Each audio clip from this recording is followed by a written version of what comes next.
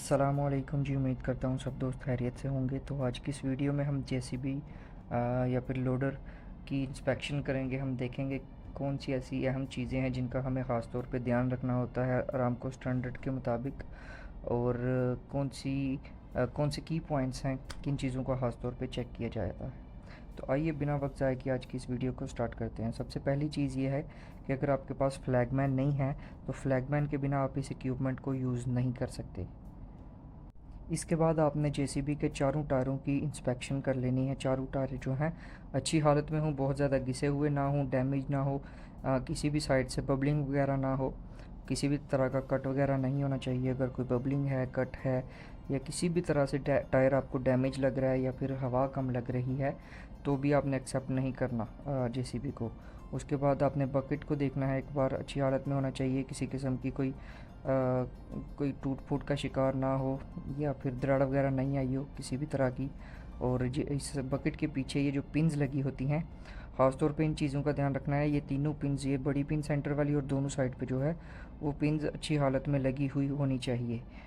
अगर कोई pin miss है तो भी आप एक्सेप्ट नहीं करेंगे। उसके बाद आप, क्योंकि ये हाइड्रोलिक है तो इसके जितने भी पाइप्स हैं, जितने भी हाइड्रोलिक पंप हैं, वो सब अच्छी हालत में हो। किसी भी किस्म का जो है वो लीकेज वगैरह नहीं होनी चाहिए। अक्सर इनमें कभी कभार ऑयल लीकेज होती है।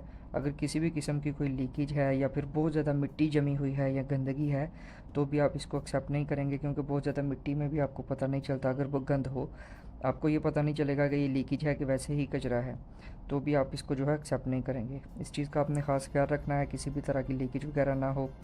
आपने एक बार इंजन को देख लेना है, किसी भी तरह की इंजन से या किसी भी दूसरी तरफ दूसरी साइड से ऑयल लीकेज ना हो, ग्रीस की लीकेज ना हो। इसमें भी ऑयल ही होता है क्योंकि प्रेशर बनाया जाता है ऑयल से। तो आपने अच्छे तरीके से चेक कर लेना है एक बार। उसके बाद जो मेन चीज़ आ जाती है हमारे पास, इसके लाइट्स, इसकी जो हेडलाइट्स हैं वो वर्किंग कंडीशन में होनी चाहिए। उसके बाद साइड लाइट्स, जिनको हम इशारे कहते हैं अपनी ज़ुबान में। उसके बाद ये जो ऊपर आप लाइट देख रहे हैं ये अच्छी कंडीशन में हो। और उसके बाद आपने इंस्पेक्शन स्टिकर चेक कर लेना है, थर्ड पार्टी स्टिकर चेक कर लेना है, डेली चेकलिस्ट चेक कर लेनी है। वही मेन चीज़ें। और कैमरा अच्छी हालत में होना चाहिए, कैमरा वर्किंग कंडीशन में हो, फ्रंट बैक। और इसका ऊपर छत पे कैमरा लगा होता है, इसके 3 कैमरे होते हैं, तीनों कैमरे जो हैं वो वर्किंग कंडीशन में होने चाहिए। अगर कोई भी कैमरा इनमें से काम नहीं कर रहा तो ये एक्सेप्टेबल नहीं होगा आराम। उसके बाद जो है आपने फायर सिलेंडर को चेक कर लेना है, इंस्पेक्शन स्टिकर होना चाहिए। अब ये रिजेक्टेड है क्योंकि आप इस पर देख रहे हैं इसकी पिन जो है वो करेक्टली इंस्टॉल नहीं है और अच्छे तरीके से काम नहीं कर रहा। इसका इंस्पेक्शन स्टिकर जो है वो भी फटा हुआ है, इस पर इंस्ट्रक्शन स्टिकर जो लगा हुआ है वो भी फटा हुआ है। तो आपको अगर ऐसी हालत में सिलेंडर मिलता है तो उसको चेंज करवा लें। उसके बाद एक बार आपने जेसीबी को जो है स्टार्ट करवा के एक बार चेक कर लेना है, किसी भी किस्म की आवाज़ वगैरह नहीं आनी चाहिए वर्किंग के दौरान। अगर आपको किसी भी तरह का कोई शक होता है या कोई भी आप इसमें दराड़ वगैरह देखते हैं तो आप इसको हाईलाइट कर दें अपने ईश्वर के सामने, या फिर अपनी मैनेजमेंट से कह के इसको चेंज करवा लें। अगर कोई आपको कोई ऐसी इंपॉर्टेंट चीज़ लगती है जिसकी वजह से जो है कोई भी हैज़र्ड वगैरह हो सकता है।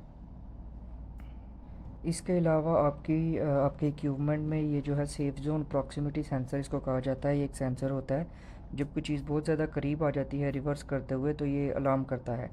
ये सेंसर लगा होना चाहिए। अगर ये सेंसर नहीं लगा हुआ इक्विपमेंट में तो ये अलाउड नहीं है आरामको की साइट पे यूज़ करना इस इक्विपमेंट को। आपके इक्विपमेंट के साइलेंसर से बहुत ज़्यादा जो है वो काला धुआं नहीं निकलना चाहिए, इस चीज़ का भी आपने ख़ास ख्याल रखना है। हाँ, वो स्टार्टिंग के दौरान अगर निकलता है तो वो नॉर्मल होता है किसी भी इंजन को स्टार्ट करते हुए, लेकिन रेगुलरली जो है वो काला धुआं नहीं होना चाहिए। इसके अलावा रिवर्स अलार्म आपका वर्किंग कंडीशन में होना चाहिए। मैं इसकी आवाज़ ऐड कर दूँगा। जब भी आप रिवर्स करते हैं तो रिवर्सिंग अलार्म जो है वो वर्किंग कंडीशन में होना चाहिए आपके इक्विपमेंट का। तो यही कुछ चीज़ें थी इम्पोर्टेंट। हाँ, इसके अलावा आपका जो ऑपरेटर है उसका जो एसी है वो वर्किंग कंडीशन में होना चाहिए। अगर आपके ऑपरेटर केबिन का जो एसी है वो नहीं चल रहा तो भी आप इक्विपमेंट एक्सेप्टेबल नहीं है, आपका इक्विपमेंट एक्सेप्टेबल नहीं है आरामको की साइड पे। तो यही कुछ ख़ास इंपॉर्टेंट पॉइंट थे जो मैंने आपको बता दिए हैं। उम्मीद है आज की वीडियो पसंद आई होगी। पसंद आई हो लाइक और शेयर कीजिएगा। तो मिलते हैं नेक्स्ट वीडियो में। अल्लाह।